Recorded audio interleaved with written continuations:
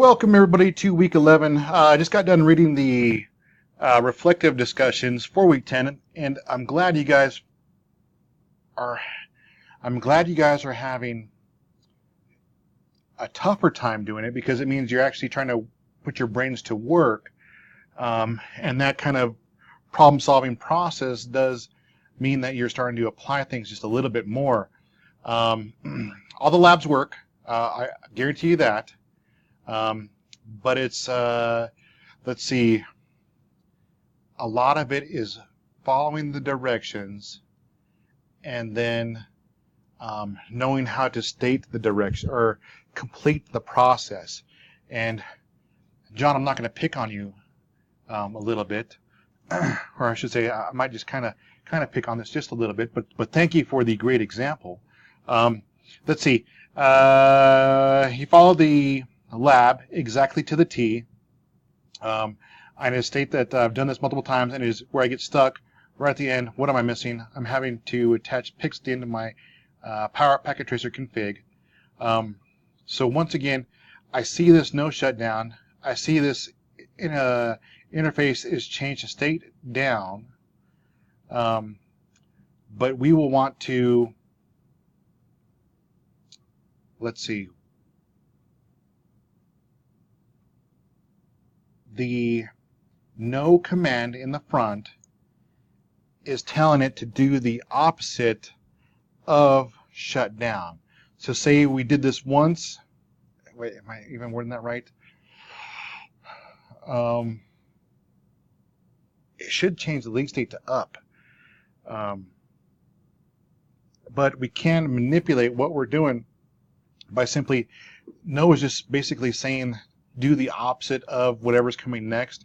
So if we put no in front of IP address, it would become remove the address IP 192.168.2.2 from the interface. But John, it's interesting that it's saying it's still down. At the end, make sure you're doing a exit copy run start or do copy run start depending on the level you're at, and that'll save the configurations that you just made. They'll change the configurations that you just made from being a config file to the actual running configuration. Thank you for that example, John.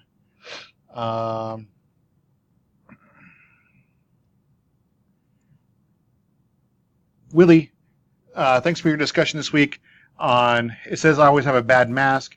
I read the common packet error tracer page that I get, and I still don't get to work on it properly when I ping the other PC. I'll make another video with the packet tracer packet in here. Bad subnet mask, like I said, it is a bad example of an error, but we have to then start troubleshooting what exactly it is. When we start with the packet tracer, we start at packet or PC 0 and work our way up the tree and make sure that we can get out. Week 10, assignments, Word file. So we start down here at PC 0, and maybe this answers a few other questions too. Like, I think someone stated that they didn't have enough information. You have all the information needed to subnet, and using Lab 15, you have all the information contained to complete the labs. I'm just not providing it to you to get you to start working on your own.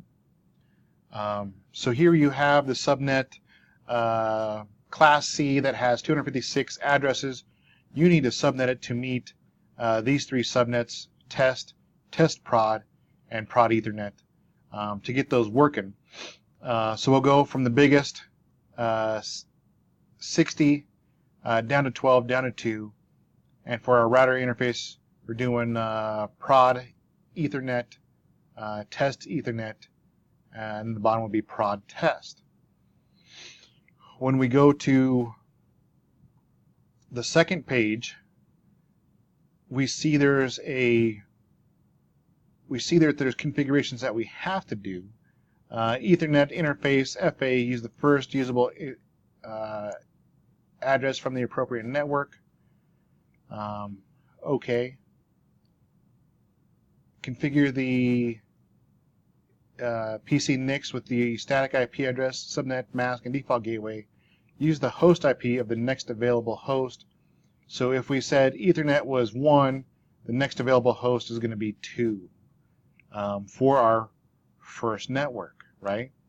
Because we're not expanding past using this network right here. We're staying in that Class C, and we're using that entire Class C on this one network. We're no longer using three different other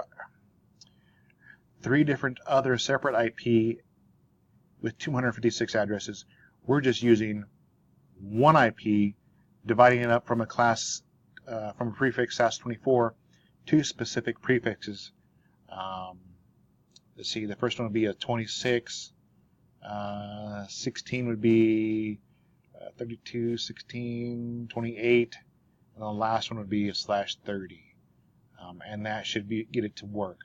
When you enter the IPs into Packet Tracer, make sure to go from your largest network to your smallest network to try to troubleshoot that error.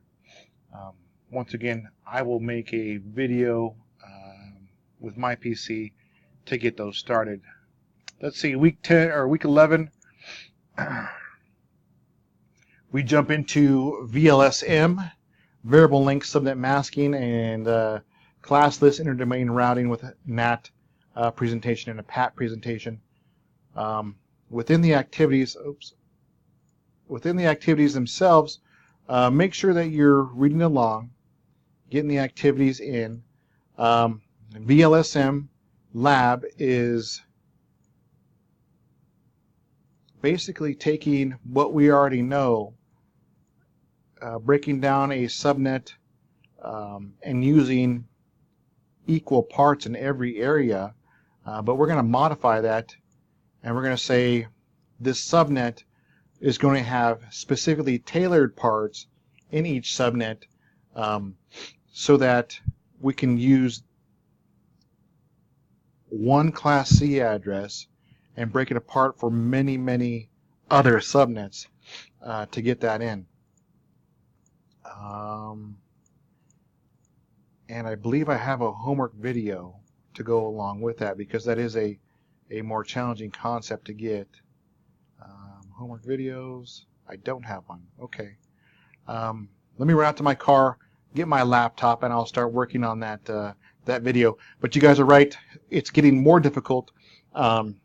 It's no longer the labs you're used to at this point seeing subnetting broken down on the worksheets that we have. The same information on those worksheets that we've made in the past, subnetting 1 through 5, the subnetting applied to Packet Tracer and everything else is the exact same. It's just we're doing it in a different format. It's no longer tables. We're actually applying it to topology, and I think a few of you are getting stuck on that. If you feel like writing a table out like subnetting labs, feel free to, if that helps you out. Other than that, if you need additional help, please call my desk phone, 970-204-8419. I can help you out. I schedule a call with you guys and help you figure this out. And I'll also run out to my car real quick and install Packet Tracer, and then give you guys a demonstration of how to get some of those working or troubleshoot some of the instances that we're having. One thing bad about the campus computers is that I cannot download Packet Tracer, since it makes a changes to the hard drive every piece. You have to have admin privileges. I just can't do that as a school policy from the IT department. And here we go. Here we have John's packet. As you start, once again, you should ping from the PC to the PC, verify that your NIC is working. Ping the PC to the gateway, verify that is working. Ping from your PC to the outside of the router, and just having this indication here of 2 red chevrons. Something might not be configured from site to site, and that's probably what John is saying about it's down, administratively down.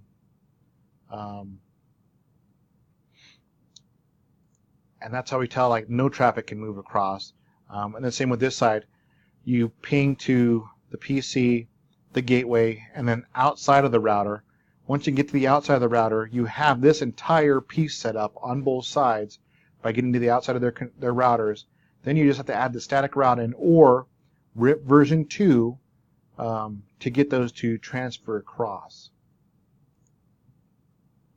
That's it for this introduction video. Look for another short video popping up quickly that has to deal with the homework, VLSM, and entering it into your packet tracer.